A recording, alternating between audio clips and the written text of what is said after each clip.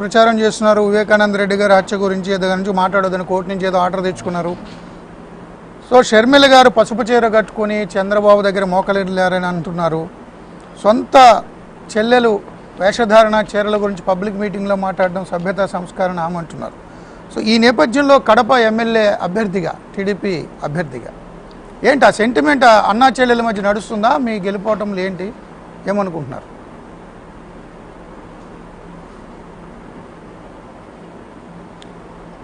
నాకున్న సమాచారం ప్రకారం వివేకానంద రెడ్డి హత్య గురించి సునీత గారు పోరాటం చేస్తున్నారండి. ఆమె పోరాటం సరైన పోరాటము. ఒక నేరస్తుడికి మీరు ఓట్లేస్తారా అని చెప్పి ఆమె ప్రశ్నిస్తున్నారు.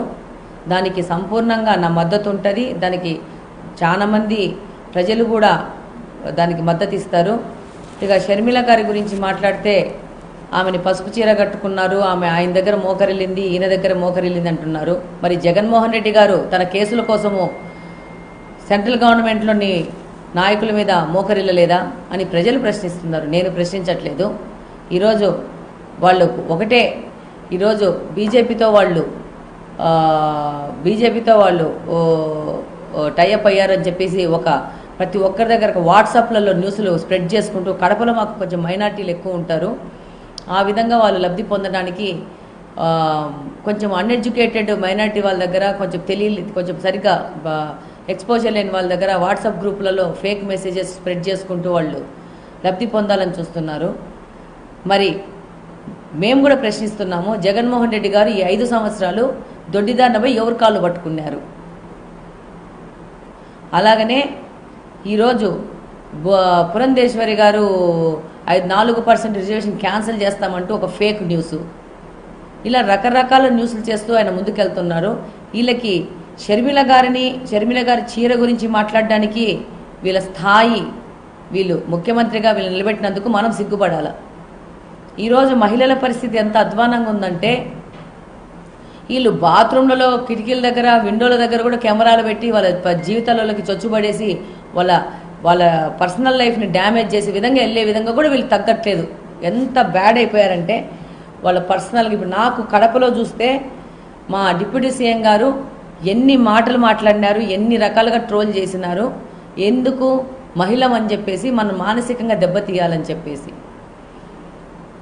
ఈరోజు నన్ను కూడా పోలీస్ స్టేషన్లో మాట్లాడడం కానీ, పోలీస్ స్టేషన్ బయట వాళ్ళ తమ్ముడు, డిప్యూటీ సీఎం తమ్ముడు నా ఇంట్లోకి వచ్చి నా మీద దాడి చేస్తానడం కానీ, పోలీస్ స్టేషన్లో నన్ను సెక్సువల్ అబ్యూస్ చేస్తానని చెప్పి వార్నింగ్ ఇస్తూ మాట్లాడడం కానీ మీకు అందరికీ తెలుసు.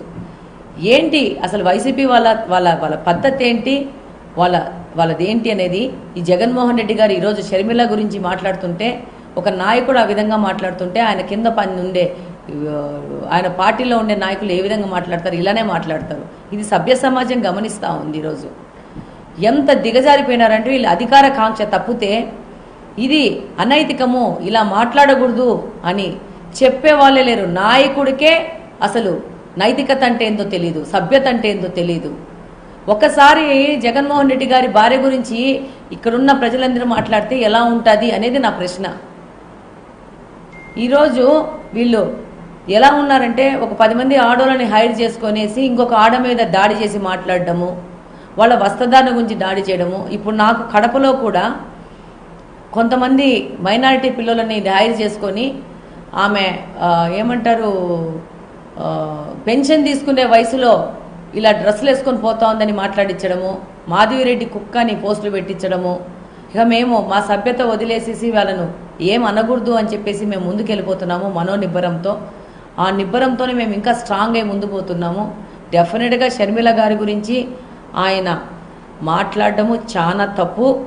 ఈరోజు వైఎస్ఆర్ కాంగ్రెస్ పార్టీ అనే పార్టీ ఎంత దిగజారిపోయిందనే దానికి ఇది నిదర్శనము.